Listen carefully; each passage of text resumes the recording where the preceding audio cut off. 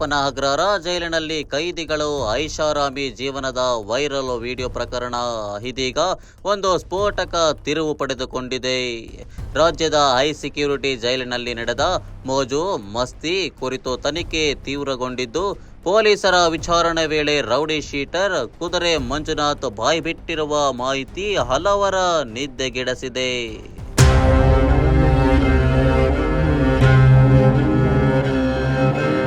Birthday party, dance, mobile ಬಳಕೆ, ಜೈಲಿನೊಳಗೆ ನಡೆದ video viral ಆದ ಬೆನ್ನಲ್ಲೇ ವಿಡಿಯೋದಲ್ಲಿ ಡ್ಯಾನ್ಸ್ ಮಾಡುತ್ತಿದ್ದ ರೌಡಿ ಶೀಟರ್ ಮಂಜುನಾಥ್ ಅಲಿಯಾಸ್ ಕುದುರೆ ಮಂಜನಿಗೆ ಪೊಲೀಸರು ಗ್ರಿಲ್ ಮಾಡಿದ್ದಾರೆ.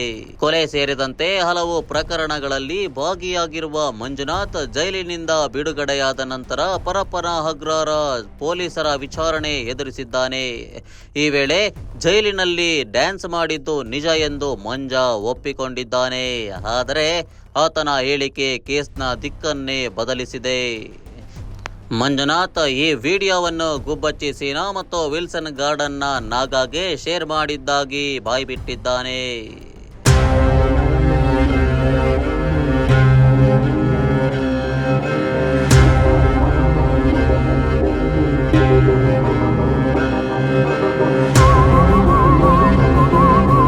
ಕುದುರೆ ಮಂಜನ ಈ ಹೇಳಿಕೆಯಿಂದಾಗಿ ಇದೀಗ ಗುಬ್ಬಚ್ಚಿ ಸೀನಾ ಮತ್ತು ವಿಲ್ಸನ್ ಗಾರ್ಡನ್ ನಾಗನಿಗೆ ಸಂಕಷ್ಟ ಎದುರಾಗಿದೆ. ಈ ಇಬ್ಬರು ರೌಡಿ ಶೀಟರ್ಗಳ ಸದ್ಯ ಬೆಳಗಾವಿಯ ಹಿಂಡಲಾಗ ಜೈಲಿನಲ್ಲಿದ್ದಾರೆ. ಈ ಹಿಂದೆ ಪರಪ್ಪನ ಅಗ್ರಹಾರ ಜೈಲಿನಲ್ಲಿ ನಟ ದರ್ಶನ್ ಜೊತೆ ಇವರು ರಾಜ್ಯಾತೀತ ಪಡೆದಿದ್ದರು. ಪೊಲೀಸರು ಇದೀಗ ಕೋರ್ಟ್ ಅನುಮತಿ ಪಡೆದು ಈ ಇಬ್ಬರನ್ನ ವಿಚಾರಣೆ ನಡೆಸಲು ಸಿದ್ಧತೆ ನಡೆಸಿದ್ದಾರೆ. ಅನುಮತಿ ದೊರೆತರೆ ಪರಪ್ಪನ ಅಗ್ರಹಾರ ಠಾಣೆಗೆ ಕರೆತಂದು ವಿಚಾರಣೆ ಮಾಡಲಾಗುತ್ತದೆ. ಇಲ್ಲವಾದರೆ ಪೊಲೀಸರು ಹಿಂಡಲಾಗ ಜೈಲಿಗೆ ತೆರಳಿ ಆರೋಪಿಗಳಿಂದ ಮಾಹಿತಿ ಕಲೆ ಹಾಕಿದ್ದಾರೆ. ಇದೇ ವೇಳೆ ಈ ಪ್ರಕರಣದಲ್ಲಿ ಹರಿದಾಡಿದ್ದ ಊಹಾಪೋಹಗಳಿಗೆ ತೆರೆ ಬಿದ್ದಿದೆ.